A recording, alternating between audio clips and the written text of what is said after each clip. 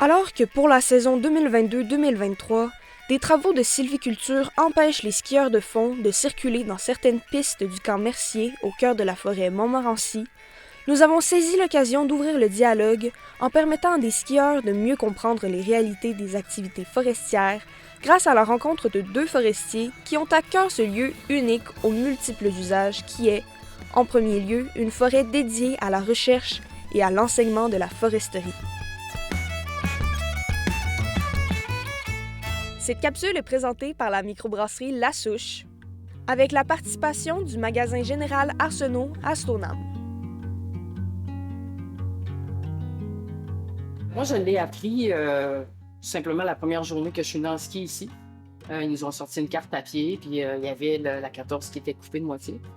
Puis ils nous ont tout simplement dit il y a de l'exploitation forestière qui se fait au niveau de la 14, dans la forêt Montmorency, donc l'accès est coupé.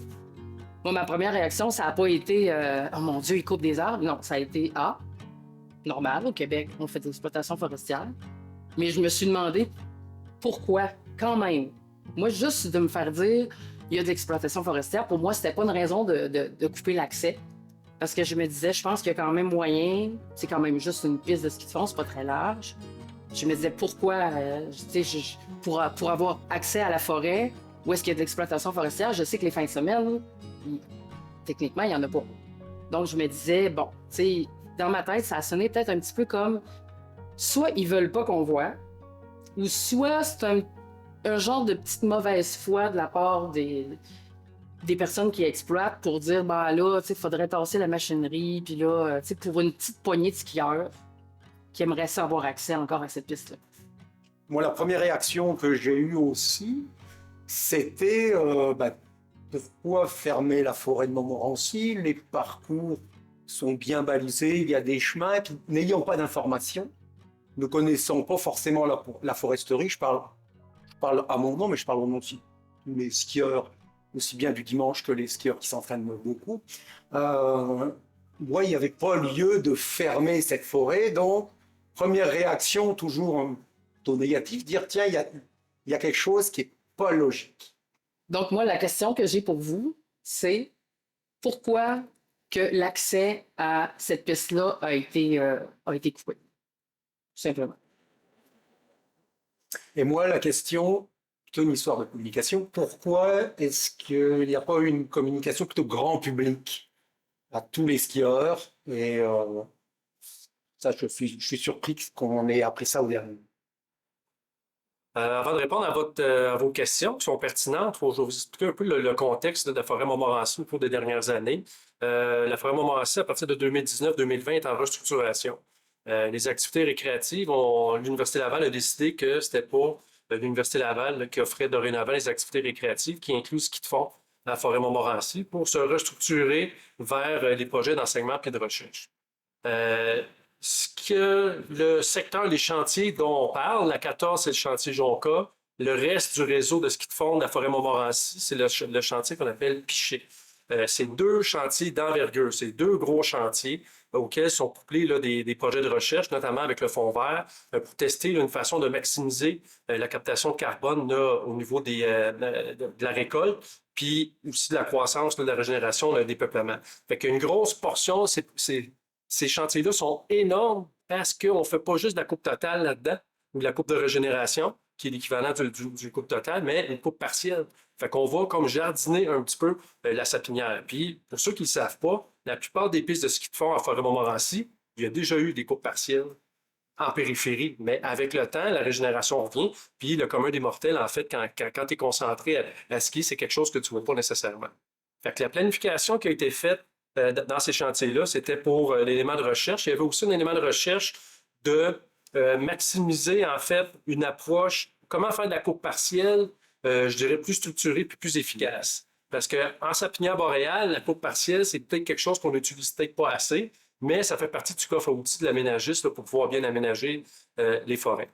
Donc, dans ce contexte-là de restructuration, où est-ce qu'il y a une partie de l'équipe, en fait, qui était plus présente, donc une équipe réduite, l'Université Laval qui a décidé de ne plus offrir les activités récréatives sans les empêcher sur le territoire. La décision qu'il n'y aurait pas de ski de fond pour l'année passée était effectivement arrivée d'une manière tardive, puis c'est ce que la doyenne a dit, notamment à l'Assemblée publique le 15 octobre dernier. C'est peut-être pour ça que la communication n'a peut-être pas arrivée à vos oreilles là, assez rapidement. Un autre élément aussi à ne pas oublier, vous parlez des noms de pistes de ski de fond, mais pour nous autres, c'est des chemins forestiers. Fait que les pistes de ski de fond sont sur des chemins forestiers à la base. Fait que pour nous autres, c'est notre infrastructure d'accès à l'ensemble du territoire. L'autre élément que je pourrais rajouter aussi, c'est que le type de sylviculture qu'on a faite là, souvent, il y avait des zones qui étaient plus humides, plus mouillées. Fait qu'on voulait faire ça l'hiver pour pas briser la régénération, puis briser aussi le régime hydrique. Fait qu'il y a un élément de sylviculture là-dedans aussi, pourquoi on voulait faire des opérations en hiver. Une fois que le sol est gelé, bien, la machinerie a tendance à moins compacter, bien, à moins briser là, le sol, la régénération, puis l'hydrologie aussi. Puis moi, j'ajouterais, Jean-François a parlé d'une nouvelle approche au niveau de l'aménagement des forêts et, dans le fond, du ski de fond. Longtemps, ça a été une espèce de zonage, là, un peu comme on voit aussi sur le bord des routes, dans le sens, on garde des bandes, puis on aménage en arrière. Dans la bande, on va faire de la coupe partielle parce que aménager la forêt, ça va lui permettre aussi quand même de se maintenir et de se renforcer, donc éviter des chablis, donc des arbres qui vont renverser avec le vent. Fait que le chantier qui a été planifié dès le 2020, c'était vraiment d'arriver vers une approche très globale, puis d'intégrer le ski de fond dans les décisions sylvicoles, mais aussi avec les forêts. C'est un territoire qui peut être utilisé, c'est un territoire public qui peut être utilisé par tous et chacun. Mais vu que c'est l'Université Laval, on a le mandat de mettre en valeur, notamment pour l'enseignement de la recherche en foresterie, on est quand même, il y a une responsabilité civile. On ne peut pas envoyer n'importe qui faire n'importe quoi sur le territoire. En fait, théoriquement, ils peuvent y aller. Mais au niveau de sécurité, on a le mandat de gestion de ce territoire-là qui est donné par le gouvernement. Fait qu'il y a l'élément de sécurité aussi qui est à considérer là-dedans. Fait que là, on parlait de chemins forestiers, avec les pistes de ski de fond, il y en a plusieurs. On a plusieurs kilomètres de chemins forestiers. Fait qu'il y a des alternatives par rapport au réseau de ski de fond. Là, il y a deux éléments. Je parle du secteur Piché, qui était le réseau, je dirais, de la forêt Montmorency en tant que tel. Quand on parle de la 14, bien là, c'est un partenariat avec la CEPAC qui opère au Camp Mercier. Donc, les gens partent du Camp Mercier. À un moment donné, bien, la 14 vient sur la forêt Montmorency, puis elle repart. Il y avait un réseau de connexion, ces choses-là. Fait que la 14, c'est le chantier Jonca, puis le réseau, l'autre réseau, c'est le chantier Piché. Pour le chantier Piché, ce qu'on a voulu démontrer, notamment à notre partenaire, la CEPAC, c'est qu'on est capable, justement, d'harmoniser ou de faire des coupes c'est compatible avec laisser un encadrement visuel. Puis c'est ça que nos prédécesseurs avaient fait dans les années 90. Fait qu'ils avaient déjà amorcé cette sylviculture-là pour faire une structure irrégulière, fait que plein d'arbres de différentes hauteurs pour garder un paysage forestier et non arriver peut-être avec une coupe de régénération où est-ce que là, ben, ton point de vue est un petit peu plus large. Fait que là, on vient faire le deuxième traitement qui est amorcé d'une trentaine d'années. Ça, c'est le premier élément. Puis l'élément que pourquoi les chemins la 14 est fermée, c'est que vu que c'est de la coupe d'hiver, ben, les gars ils doivent avoir accès avec la machinerie, ils doivent se promener à pick-up. Puis quelque chose qui est arrivé le 21 décembre, on s'est fait dire qu'il devait avoir du transport forestier. Le transport forestier, c'est que les opérateurs, les multifonctionnels, les transporteurs récoltent le bois en fonction des prescriptions et des directives opérationnelles qu'on leur a données. Ils pilent le bois en bordure de chemin, puis après ça, il faut que ça sorte. Mais on a reçu dernièrement que l'industriel qui achète notre bois voulait que le bois sorte cet hiver. Fait qu'on devait maintenir les chemins ouverts pour que les fardiers forestiers puissent sortir le bois, ce qui inclut ce qu'on appelle, nous autres, le chemin du Belvédère, mais que pour vous autres, les fondeurs, c'est la 14. OK. Donc, en fait, là, si je comprends bien, là, c'est que les pistes de ski de fond, c'est qu'en été, c'est des chemins forestiers. Mais là, c'est utilisé aussi comme un chemin forestier. Donc, c'est absolument pas compatible d'amer pour le ski et d'avoir des camions de bois qui passent dedans, évidemment. J'aimerais répondre à ça de deux manières. Ça serait possible si on avait des autoroutes. Le problème, c'est que les autoroutes, il n'y a personne qui aime ça. Une autoroute, en ski de fond, corrigez-moi si je me trompe, là, mais c'est pas agréable. C'est le fun quand l'encadrement est fermé, c'est un peu justement bucolique, là.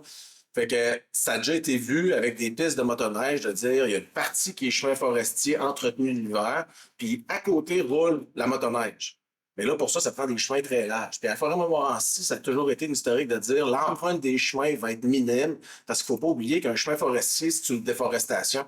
Ça veut dire qu'il n'y a plus de forêt qui pousse. Puis on est bien bon de dire au Québec qu'on n'en fait pas de déforestation ou on n'en fait presque pas. Ben, c'est un des enjeux qu'il y avait à Forêt-Montmorency, dire les chemins, on ne fera pas des autoroutes parce que, de un, ça coûte très cher à entretenir, puis aussi, ça nuit un peu à l'aspect forestier. Fait que c'est effectivement difficilement compatible. De là à dire incompatible, je pense pas, mais ça demande une planification qui se fait pas sur une fin de semaine autour d'une bière. Ça se fait aussi avec les partenaires, ça se fait, tu sais, c'est quelque chose. Puis, je veux pas qu'on parle globalement, là, mais ce que j'entends, là, c'est ce qu'on entend partout au Québec aussi. C'est l'élément là, de il se fait de quoi, puis pourquoi qu'on le savait pas. Fait que, tu sais, c'est clair qu'il y a un élément d'amélioration à ce niveau-là, là, autant du niveau organisationnel, toutes les organisations, que des forestiers aussi. Je suppose aussi que, étant donné que, tu sais, je suppose que c'est quand même temporaire, et que l'accès au ski de fond va revenir. De faire une autoroute, comme tu dis, ça en vaut probablement pas la peine financièrement, et aussi du fait qu'on élargit beaucoup le chemin, il y a plus d'arbres qui poussent, ça fait quand même aussi une coupure du territoire aussi pour la faune. Là. La beauté de la foresterie, c'est que c'est long. Fait Oui. qu'une intervention qui a lieu là, il n'y aura pas d'autre avant 20 à 25 ans. Fait que on dit souvent qu'en foresterie, il faut être patient parce que les résultats, on ne les voit pas, mais ça a un avantage au niveau du récréatif. Les interventions qui vont avoir été faites cet hiver à Forêt-Montmorency vont avoir amélioré le réseau, vont avoir amélioré l'aspect visuel. Puis pendant 20-25 ans, normalement, il n'y a pas besoin, à moins qu'il y ait des catastrophes naturelles, des charbons, des trucs comme ça. Ben, tu sais, quand même prévu. En termes de planification, tu as un bon point, là, Patrick. Là. Tu sais, c'est pas évident. Là. Être aménagiste puis planifié, tu sais, tu as un potentiel, c'est pas juste du 2x4. Hein. Fait que maintenant, là, en 2023, tu as une forêt avec une multitude de possibilités, une multitude de couches. Fait que moi, je vais partir, exemple, de mon socle rocheux, de mon dépôt de surface, mon régime hydrique, ma régénération, ma haute régénération, la forêt qui est mature. Là, j'embarque les animaux, les Premières Nations, les activités récréatives, mes sites d'aménagement aussi en termes de paysage. Il y a plusieurs éléments qui arrivent au niveau de la planification. Mais comme Patrick dit, tout est possible, mais ça prend beaucoup de planification, puis ça peut prendre temps. Exemple, là, on parlait de l'Assemblée publique qui a eu lieu le 15 octobre. En septembre avant, 1 ou 2 semaines avant, on s'est assis avec notre partenaire, donc la CEPAC, qui offrait le ski de fond chez nous pour pouvoir convenir de mesures d'harmonisation. Fait que là, on a discuté. Pour eux autres, de leur côté, leur activité, c'est le ski de fond. La 14, c'est un élément qui est sensible et extrêmement populaire pour le camp Mercier. Et là, on venait toucher à cet élément-là.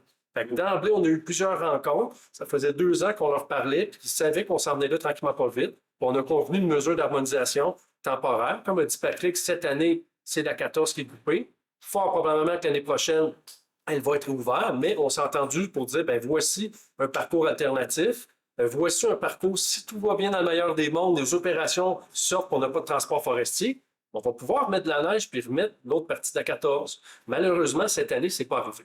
Mais toutes ces options-là, quand on est à notre partenaire qui offre l'activité récréative, puis nous, on fait de la foresterie, bien, on s'assoit, puis on parle avec eux autres, puis on convient de mesures d'harmonisation.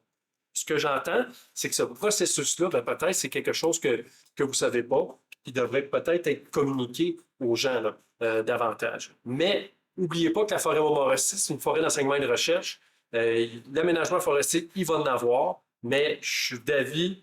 En fait, j'ai hâte que vous retourniez sur ce territoire-là, d'avoir vos commentaires par rapport à les expériences qu'ils ont eues là, puis le look que ça donne suite aux interventions. On va le dire, ils font partie de la grande expérience. Ben oui, exactement. Non, mais c'est vrai, à un moment donné, si on aménage, il y a des indicateurs, la faune. Si la présence de la faune n'est pas impactée par l'aménagement forestier, c'est que ça fonctionne pour son habitat.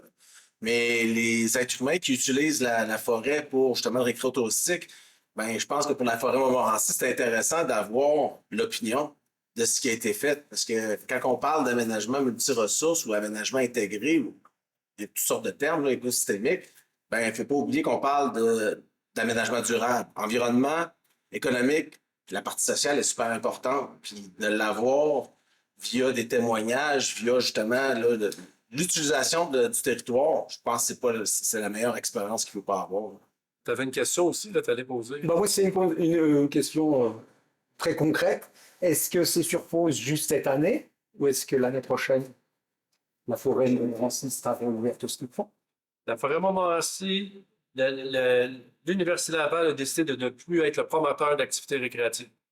Est-ce que si un autre promoteur qui arrive dans un cadre qui est défini par l'Université Laval, je parlais de sécurité notamment, il n'y a pas de problème. Puis c'est pour ça qu'on met en place un comité de travail incessamment là, pour pouvoir discuter de ça avec les partenaires de Ski de fond Québec, notamment le Rouge et Or et autres, pour trouver des pistes de solutions pour que cette activité-là revienne à la forêt Montmorency. Puis je reviens à la piste 14 qui a l'air de perturber tous les skieurs parce qu'elle est fermée. Il y a d'autres très beaux endroits en commerce pour skier, donc c'est pas vrai. Mais on n'aurait pas pu anticiper et puis faire un chemin. Je sais pas, il y a combien de kilomètres sur la 14? Il fait ça, donc je compris. Je reviens sur créer un nouveau chemin, c'est enlever de la forêt encore. Ouais. Donc, un des enjeux à la forêt Montmorency, c'est le réseau de chemins. Même au Camp-Mercier, il y a un réseau de chemins permanent qui est super parce que ça permet d'intervenir rapidement à différents endroits. Si on pense au Camp-Mercier, il y a différents refuges, bien, ils sont capables d'avoir accès grâce aux chemins. Mais plus on va rajouter de chemins, plus on va finalement fragmenter la forêt. On fragmente la forêt, bien là, on vient impacter la faune.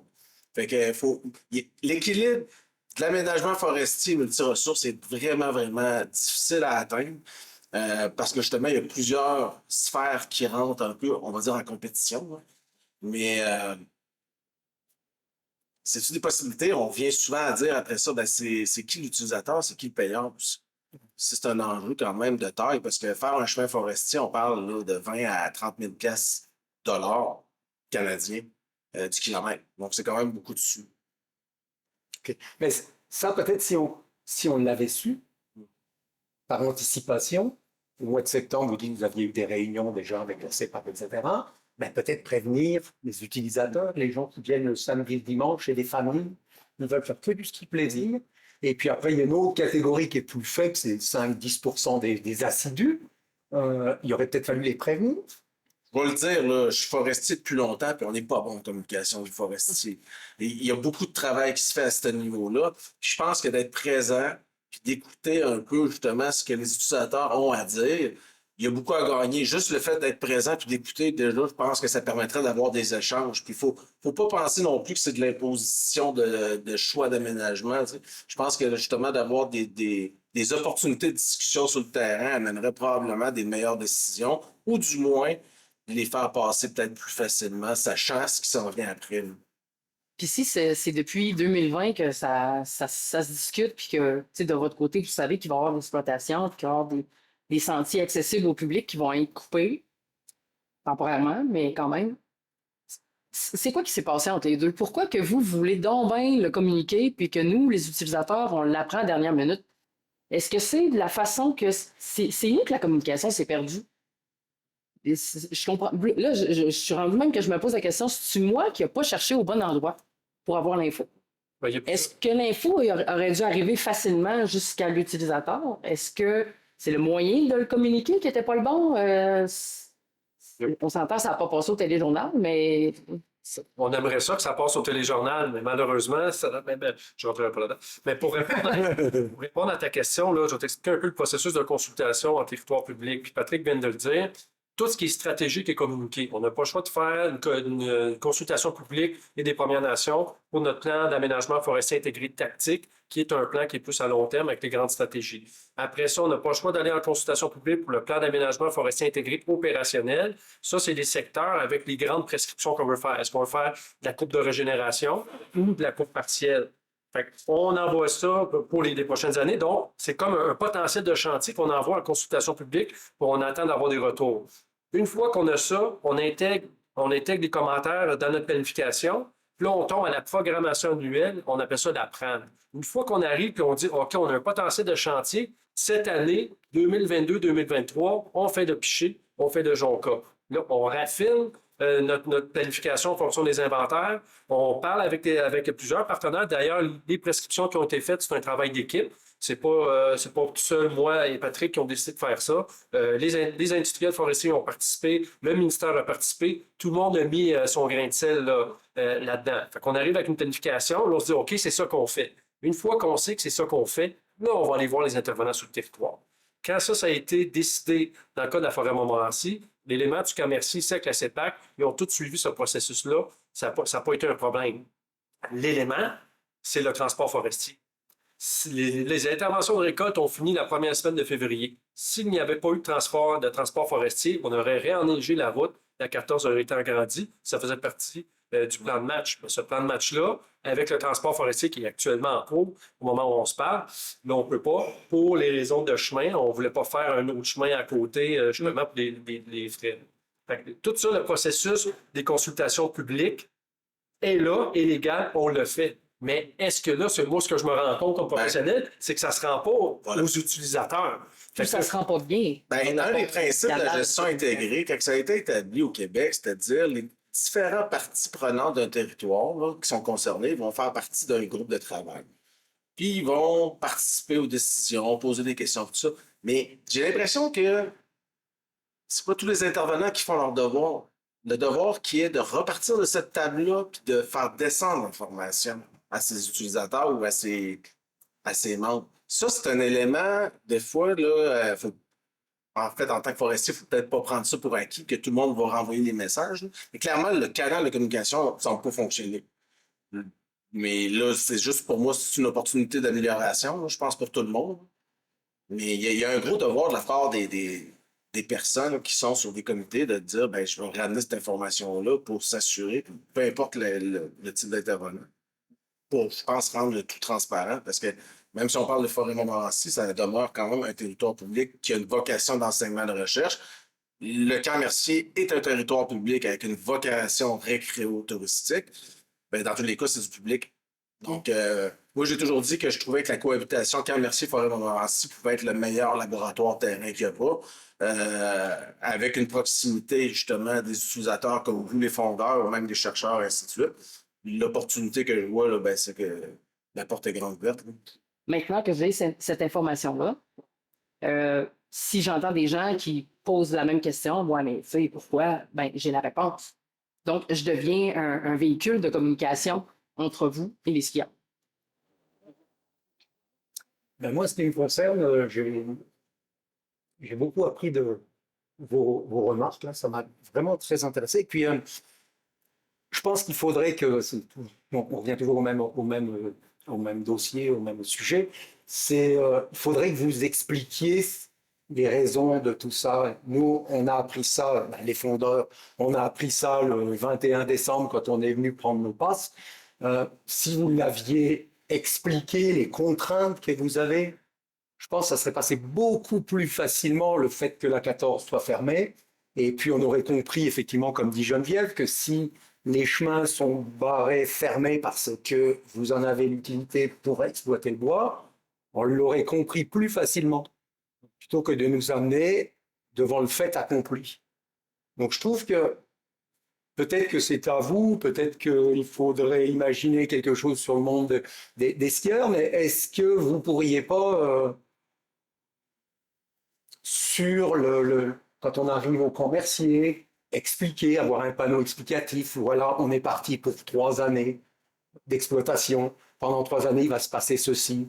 Vous pourrez accéder à telle partie, à tel moment, pour telle raison, au moins que les gens sachent ce qui leur attend. L'élément de communication est amélioré, là, ça c'est clair. Nous, on est dans notre tête, on est avec nos parties prenantes, comme on l'expliquait tantôt. Ça va, mais le grand public n'est pas là.